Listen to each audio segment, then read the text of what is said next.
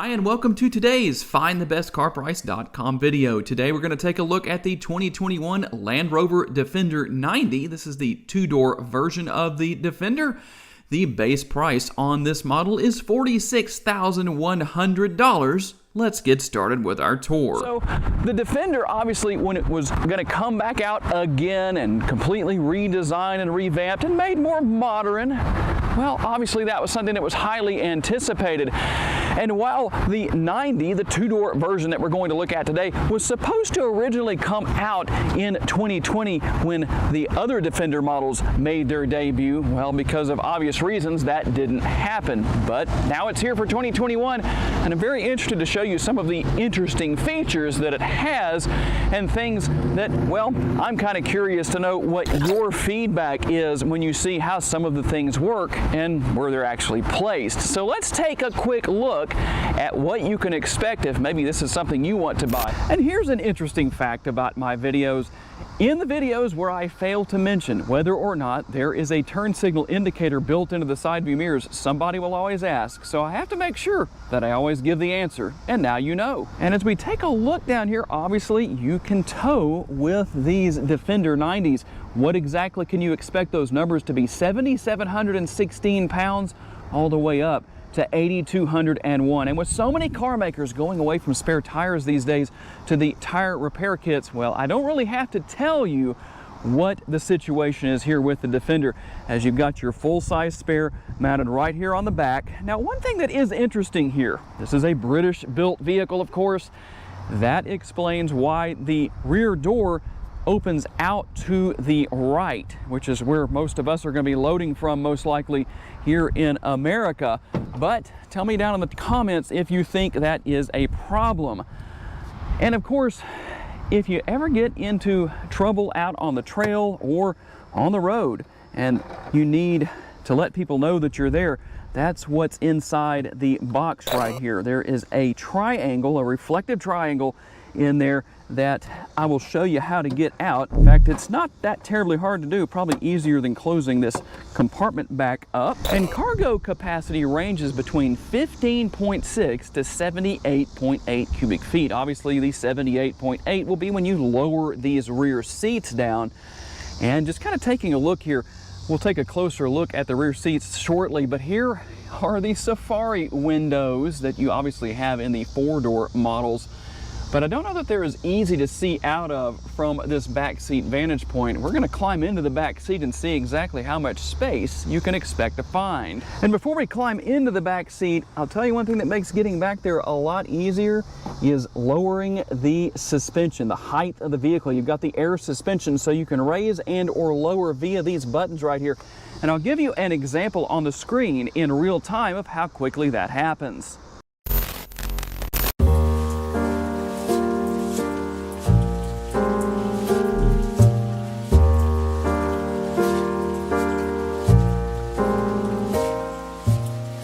As we make our way into the interior, at least the front seat for the first time, if you haven't seen one of these Defenders before since they were redesigned and kind of relaunched, you can see you've got the exposed screws here, kind of giving that old look, old school look, and just kind of a more rugged feel to what the Defender is. And the thing about it here, you can see I kind of have a multitasking area, at least that's what I would call it right here, of different things you could put right there. Let's see, would my phone fit right there? Let's see how well my phone would fit. Yeah, actually it fits pretty well.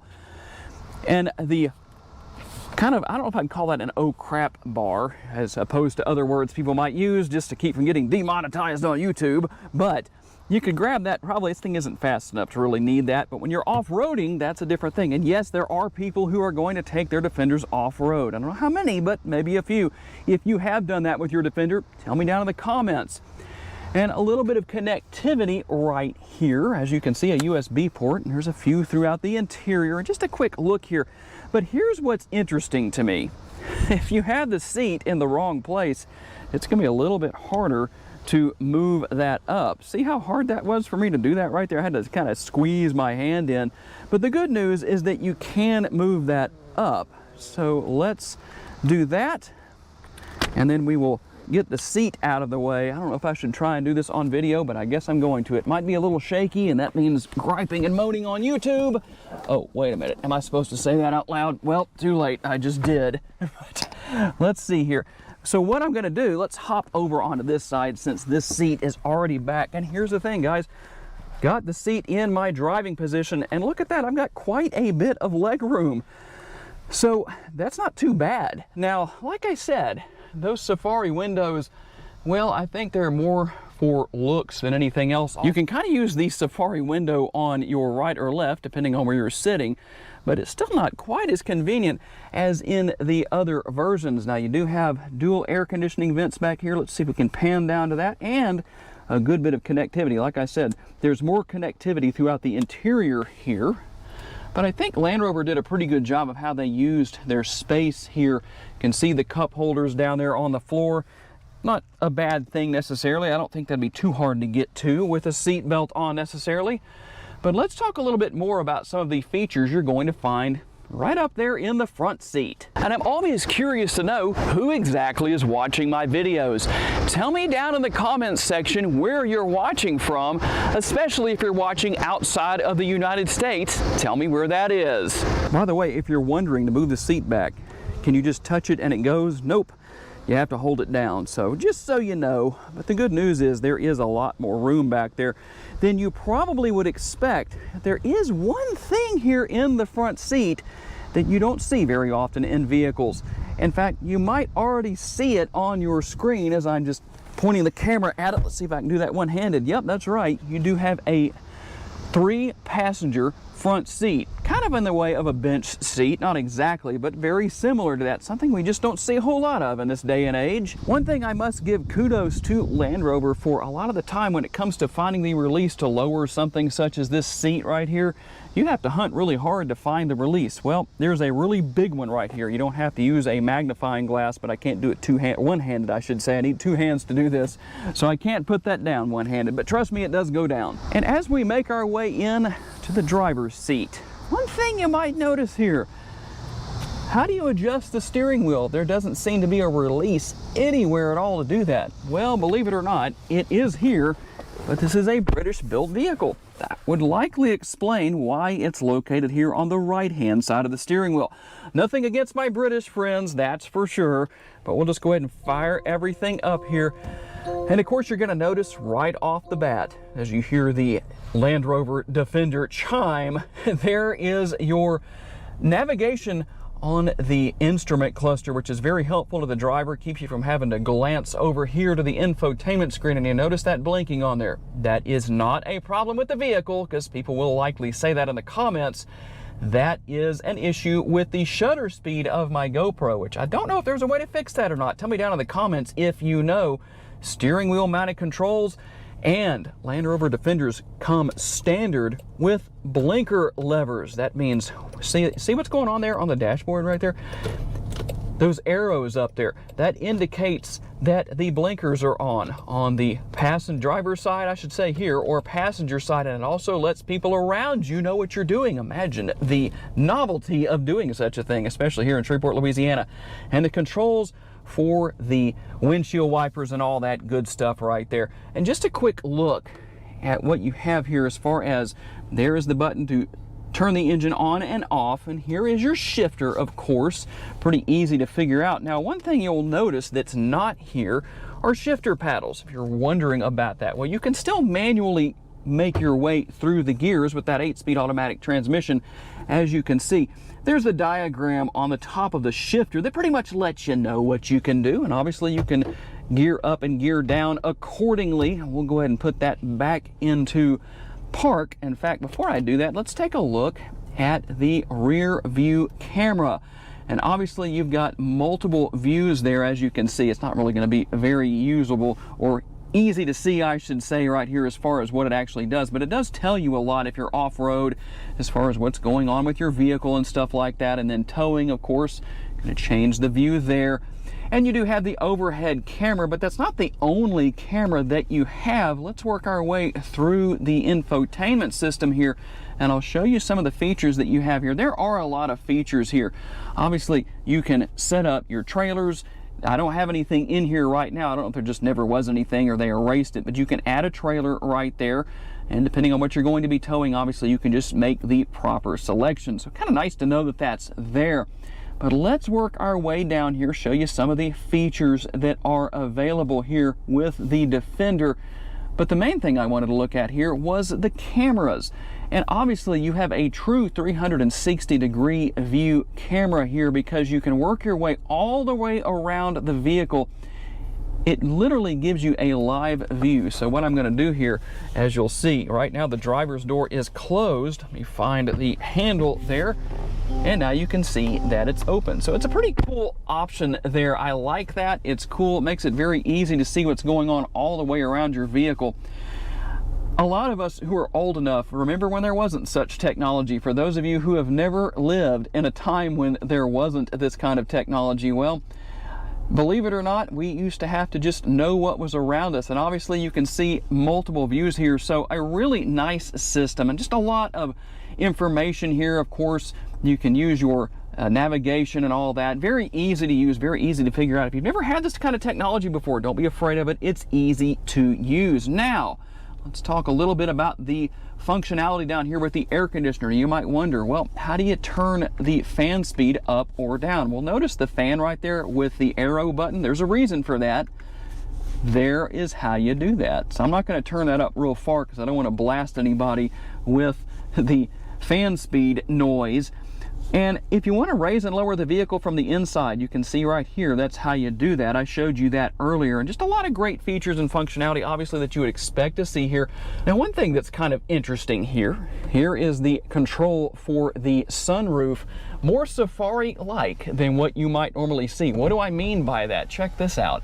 It's not actually a shade. Everything's just kind of built together with the glass and the shade that is up there and everything. The only disappointing part was that I couldn't actually get out and stand up because there's just not enough room to do that. That would be kind of fun to do out on the trail or wherever you might be. So let's talk a little bit about getting down the road in this model. There is one engine option only, and it's a 2-liter 4-cylinder turbocharged, putting out 296 horsepower and 295 pound-feet of torque. Of course, this is a 4x4 model, as you would expect. And power makes its way to the ground via an 8-speed automatic transmission. And tell me what you think about this. Looking from this angle, even with the hood up, we can kind of see that the aerodynamics are not exactly the best in the world. Not that they're intended to be, but the estimated MPGs come in at 18 miles per gallon city and 22 out on the highway. What do you think about that? So as we start our test drive, one thing I forgot to mention, another British-like feature I would say here, is the fact that the knob for the radio is also on the right-hand side. You can probably see that on the screen earlier when we were looking at the air conditioning controls. And again, I'm not trying to put my British friends down. I promise I won't even try and do a British accent because that probably would offend somebody if I did that. But just some interesting little things, but I think it's cool to have stuff like that, actually. I don't think it's a bad thing. It's just little things that I noticed here. I haven't done one of these in quite a while, but it's really kind of a neat thing to have things in a different place and not have just another, kind of a typical vehicle. Not that any Land Rover is necessarily typical, but as I cruise down the road here, even though this road isn't one of the worst around, you can hear the road noise. You're driving over bumps and all that kind of stuff, but for such a short wheelbase vehicle, about 101 inches in wheelbase. And if you're wondering what exactly is wheelbase, that is the measurement from the center of one tire to the center of the rear tire, the center of the front to the center of the rear, whatever the case may be, in either direction. So it's not the overall length of the vehicle, it's actually really from axle to axle is probably the best way to put it. And it really is a lot to do with how the vehicle rides, because obviously the overall length doesn't necessarily make a difference in that respect, but the wheelbase does. But I have to say, from what little I've driven here, I'm not going too far away from the dealership today, but I've been pretty impressed at how this little short wheelbase Land Rover has really soaked up the bumps quite well. And you know what? I can't really say anything sarcastic necessarily about that truck and trailer that just turned in front of me, because honestly, I came around the corner as he was somewhat in mid-turn. So for those of you who like to hear my sarcasm towards bad drivers, well, I guess I can't really say anything there, but never fear, we may get another opportunity here in just a minute as we hop out onto one of the busiest roads and one of the most common places to find bad drivers here in Shreveport, Louisiana. As we get moving here on to Burt Coons, let's see here. Might be able to do a little bit of, well, maybe not. I was going to try and do a little bit of an acceleration test, but you know what? That might not be the best thing. In fact, I think we're going to have to stop right here because most likely, I don't know what we're going to do. We're going to have to be very careful here. Yeah, I'm going to let this person go here in this Infinity because I'm nice like that. So now we can get up here and keep going. But I won't be able to do an acceleration test, unfortunately. Well, maybe a little bit. Just a tiny bit. If I could tell, it really was kind of starting to pick the front end up a little bit. Not off the ground before anybody says anything in the comments, because I know how you YouTube folks are. It's not trying to do a wheelie or anything like that, but I could just tell that it was kind of planting the power to the ground, even though it's not a lot of horsepower, but still a very impressive vehicle to drive nonetheless. I think the thing that I'm most impressed with is the ride quality is overall very impressive. Not something you typically get with a shorter wheelbase vehicle. Everything is easy to get to, it's easy to use, easy to learn, all that good stuff. If you need to get down the road, getting up to highway speed and merging into traffic at higher speeds is not a problem, even with the smaller engine compared to maybe the 3-liter engines that you would get in some of the other Land Rover models. Of course, we won't compare it to the 5-liter engine. To learn more about the model in today's video, visit the link in the description for a detailed comparison between trims and pricing for the vehicle we featured or any other vehicle you are interested in. These pages feature information such as our recommended trim level based on price, value, and features. Thank you for taking the time to watch today's video. We look forward to seeing you next time.